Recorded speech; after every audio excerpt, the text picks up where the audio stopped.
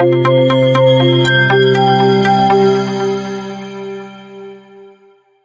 Point आज के इस लेक्चर में हम करने वाले हैं एक्सरसाइज 1.2 क्लास 9 चैप्टर 1 की। तो जो हमारा पहला क्वेश्चन है उसमें हमें क्या करना है, ट्रू और फॉल्स के बारे में बताना है। साथ ही साथ हमारे जो क्वेश्चंस हैं उनके आंसर का जस्टिफिकेशन भी देना है, जैसे कि यहाँ पर लिखा है। तो जो हमारा पहला स्टेटमेंट है वो लिखा है every irrational number is a real number. तो देखिए, हमने इरेशनल नंबर तो जाना था हमारे फर्स्ट लेक्चर में, पर हमने रियल नंबर के बारे में नहीं जाना। तो अभी हम रियल नंबर के बारे में जानते हैं। तो रियल नंबर के बारे में जानते हैं हम। तो देखिए, रियल नंबर्स बेसिकली वो नंबर्स होते हैं जिनमें irrational as well as rational numbers होते हैं। ठीक है, जिनमें इरेशनल नंबर्स और साथ ही साथ रैशनल नंबर्स दोनों ही टाइप के नंबर्स होते हैं, उनको क्या बोला जाता है, रियल नंबर्स बोला जाता है। जैसे कि देखिए अंडर रूट टू ये क्या है, ये एक इरेशनल नंबर है, पर ये क्या होगा, ये रियल नंबर होगा, है ना। अब देखिए, अगर मैं अंडर रूट 2 के साथ लिख दूं 2/7, तो ये क्या है, ये एक रैशनल नंबर है, p/q के फॉर्म में है, तो ये एक रियल नंबर। मतलब बेसिकली क्या बोला जा रहा है कि एक नंबर अगर इरेशनल है और एक नंबर अगर रैशनल है, अगर उन दोनों को एक साथ लिया जाएगा तो वो रियल नंबर की कैटेगरी में फॉल करेगा। आपका स्टेटमेंट देखिए, every irrational number is a real number. तो ये स्टेटमेंट क्या है, ये स्टेटमेंट है ट्रू। ये स्टेटमेंट आपका क्या है, ट्रू है। अब ये स्टेटमेंट ट्रू क्यों है, आप इसको ध्यान से देखिए। Every irrational number is a real number, इसका मतलब अगर हम इसको समझें तो इसका मतलब क्या होगा, हर इरेशनल नंबर रियल नंबर की कैटेगरी में आता है, ये बोला जा रहा है स्टेटमेंट में। क्या इरेशनल नंबर एक रियल नंबर की कैटेगरी में आता है? हाँ, आता है। हमने देखा कि रियल नंबर में irrational number as well as rational numbers होते हैं। तो इसका मतलब क्या हुआ, ये हमारा स्टेटमेंट हो गया true.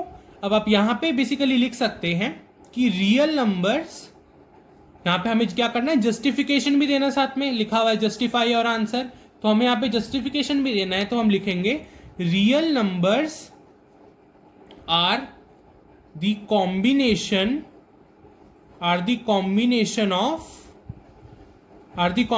of irrational as well as rational numbers, combination of, आप यहाँ पे लिख लीजिएगा, irrational and rational numbers. So this statement, जो भी आपका स्टेटमेंट है, is true। ठीक है, ये आपका स्टेटमेंट क्या हो जाएगा, ट्रू हो जाएगा। अब हमारा सेकेंड स्टेटमेंट कह रहा है every point on the number line in the form of under root m where m is a natural number. तो देखिए, ये स्टेटमेंट हमें क्या कह रहा है। तो सबसे पहले इसमें हमें क्या बोला जा रहा है, every point on the number line. अब यहाँ पे नंबर लाइन का अगर मेंशन किया गया है तो हम एक नंबर लाइन को बना के भी देख लेते हैं साइड टू साइड में, है ना, हमें और क्लैरिटी मिलेगी। तो ये एक लाइन बना दी है मैंने। नंबर लाइन कैसी होती है कि यहाँ पे 0 लगता है, लेफ्ट हैंड साइड में क्या होता है, नेगेटिव नंबर्स होते हैं, और राइट हैंड साइड में क्या होता है, पॉजिटिव नंबर्स होते हैं। तो ये मैं मान लेता हूँ, ये है -1, ये है -2, ये है -3, ये है 1, ये है 2, ये है 3, कुछ ऐसा होता है हमारा नंबर लाइन। अब ये स्टेटमेंट क्या कह रहा है, every point on the number line in the form of under root m। अब देखिए, ये बहुत ही आसान सा ये क्वेश्चन है। इसका जो स्टेटमेंट अभी हम देखेंगे कि क्या होगा, ट्रू होगा या फॉल्स होगा। तो सबसे पहले आप देखिए, in the form of under root m। अब आप यहाँ पे ना कोई भी एक पॉइंट ले लीजिए, जैसे कि 1, 2, 3। तो जैसे कि मैं 2 ले लेता हूँ, ठीक है, 2 ले लिया मैंने। अब मान लीजिए अगर मैंने 2 लिया, तो ये जो हमारा स्टेटमेंट है ये कह रहा है कि जो अगर आपके पास एक नंबर है जैसे कि 2, नंबर लाइन में से अगर आपने कोई भी एक नंबर लिया 2, और अगर आपने उसका अंडर रूट करा, है ना, यही हमारा कह रहा है ये point, every point on the number line in the form of under root m।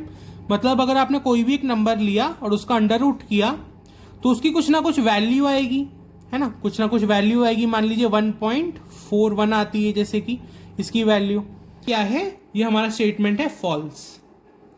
ये हमारा स्टेटमेंट है फॉल्स। अब ये फॉल्स क्यों है, क्योंकि तो फिर यहां पे हम क्या लिखेंगे, -1 is not a natural number. ठीक है, यही हमारा बेसिकली जस्टिफिकेशन होगा कि जो माइनस वाले नंबर्स हैं ये तो नेचुरल नंबर होते ही नहीं है। पर ये स्टेटमेंट क्या कह रहा है, every point on the number line is in the form of under root M where M is a natural number. ठीक है, तो यह हो गया हमारा सेकंड स्टेटमेंट। हमारा थर्ड क्वेश्चन करते हैं, कह रहा है every real number is a irrational number. तो सबसे पहले लिख देते हैं ये हमारा स्टेटमेंट क्या है, ये हमारा फॉल्स स्टेटमेंट है। अभी अभी हमने देखा है कि रियल नंबर्स क्या होते हैं।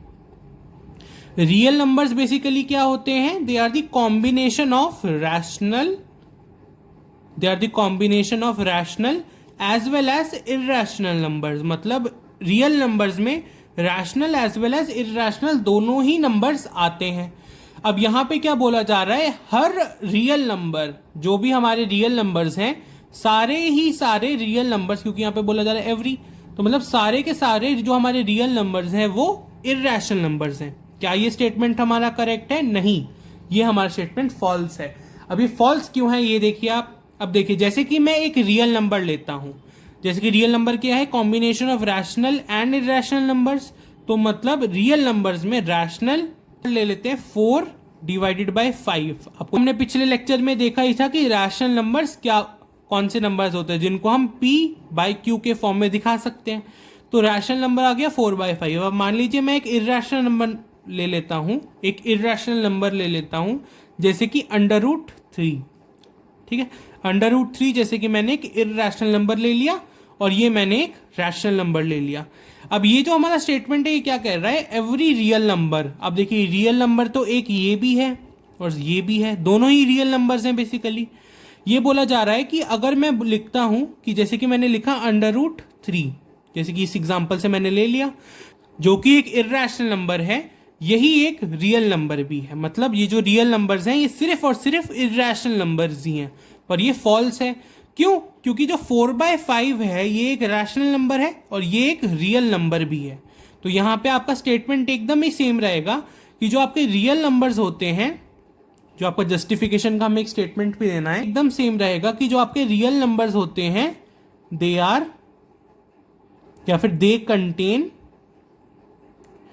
Contain both rational as well as irrational numbers. दोनों के ही क्या होते हैं, कॉम्बिनेशन होते हैं। और यहां पे आप ये भी लिख सकते हैं कि अगर आप एक रियल नंबर को चूज करेंगे तो फिर आपके पास इर्रेशनल नंबर के साथ एक रैशनल नंबर भी आएगा। तो चलिए गाइस करते हैं हमारा सेकंड क्वेश्चन। कह रहा है are the square roots of all positive integers irrational, if not give an example of the square root of a number that is rational number. तो देखिए बहुत ही आसान क्वेश्चन है, तो देखिए इसका स्टेटमेंट को समझना है हमें। तो ये बोल क्या रहा है कि square roots of all positive integers. अब देखिए एक नंबर लाइन बनाता हूं मैं सबसे पहले। ठीक है, ये हमारी एक नंबर लाइन आ गई। इसमें क्या होता है, बीच में होता है 0। लेफ्ट हैंड साइड में क्या आते हैं, लेफ्ट हैंड साइड में आते हैं हमारे नेगेटिव नंबर्स और राइट हैंड साइड में आते हैं हमारे पॉजिटिव नंबर्स। यहाँ पे लिख लेते हैं -1, -2, -3 और -4। इसी तरीके से यहाँ पे लिख लेते हैं 1, 2, 3 और 4। तो यहाँ पे हमारे दोनों तरफ आ गए पॉजिटिव और नेगेटिव नंबर्स। तो यहाँ पे क्या बोला जा रहा है, are the square roots of positive integers. मतलब आपको पॉजिटिव इंटीजर्स लेना है। बेसिकली क्या रहा है कि जो आपने, जैसे कि देखिए अगर मैं यहाँ पे पॉजिटिव इंटीजर्स लूँ, मतलब ये सारे नंबर्स, अब यहाँ से हमारे नंबर्स चलते जाएंगे। अब फॉर एग्जाम्पल मैं अगर एक पॉजिटिव इंटीजर लूँ जैसे कि √2, अब जैसे कि मैंने अगर इस नंबर को लिया √2, तो आपको पता है कि ये एक इर्रेशनल नंबर है, इसकी वैल्यू 1.41 ऐसे ही चलती जाती है आगे, है ना। तो इसका मतलब कि ये एक पॉजिटिव इंटीजर तो है ना। +2 क्या है, एक पॉजिटिव इंटीजर है। अब ये कह रहा है कि स्क्वायर रूट अगर मैंने इस एक पॉजिटिव इंटीजर का लिया तो क्या ये इर्रेशनल होगा, है ना, क्या ये इर्रेशनल होगा? तो इसका आंसर है नहीं। यहाँ पे लिखा है are the square roots of all positive integers. अब इसका हम आंसर लिखते हैं तो इसका आंसर होगा नो। सबसे पहला आंसर होगा हमारा नो। अब इसको नो हम क्यों बोल रहे हैं, अब देखिए जैसे कि अगर बोलूं कि 2 का जो स्क्वायर रूट है उसकी वैल्यू तो क्या आ गई, इर्रेशनल आ गई। पर ये क्या बोल रहा है, सारे नंबर्स की है क्या इर्रेशनल। अब हमें पता है कि अब मान लीजिए अगर मैं 4 लेता हूं, एक नंबर लिया मैंने 4 और इसी के साथ मैंने एक नंबर ले लिया 9।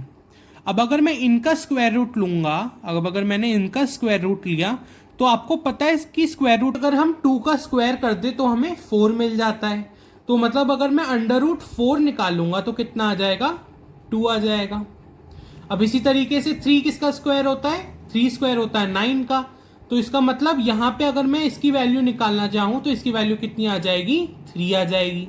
क्या पता चल रहा है कि कुछ सिलेक्टिव नंबर्स का ही, मतलब कुछ सिलेक्टिव पॉजिटिव इंटीजर्स का ही अगर हम स्क्वायर रूट लें तो वो क्या होता है, इर्रेशनल होता है। कुछ का रैशनल भी होता है। तो यहां से आप लिखेंगे, यहां से आप स्टेटमेंट लिख सकते हैं कि देखिए आगे भी आपको क्या बोला गया है, if not give an example of the square root of a number that is rational number. तो आपको पता है कि 2 और 3 को आप रैशनल नंबर में भी दिखा सकते हैं, सिर्फ यहाँ पे डिवाइडेड बाय 1 कर दीजिए तो आप यहाँ पे ये रैशनल नंबर में कन्वर्ट हो जाते हैं, है ना। तो इससे आपको क्या पता चला कि कुछ नंबर्स को, कुछ जो हमारे पॉजिटिव इंटीजर्स हैं उनका अगर आप अंडर रूट लेंगे तो आपको इर्रेशनल मिलेगा। जैसे कि यहाँ पे आपको इर्रेशनल मिल गया अंडर रूट 2 का जब आपने लिया। अब इसी तरीके से अगर आप अंडर रूट 3 का लेंगे तो भी आपको इर्रेशनल नंबर ही मिल जाएगा। अब अगर आप कुछ नंबर्स लेंगे जैसे 4, 9, 25, 36 तो अंडर रूट क्या आता है, रैशनल आता है।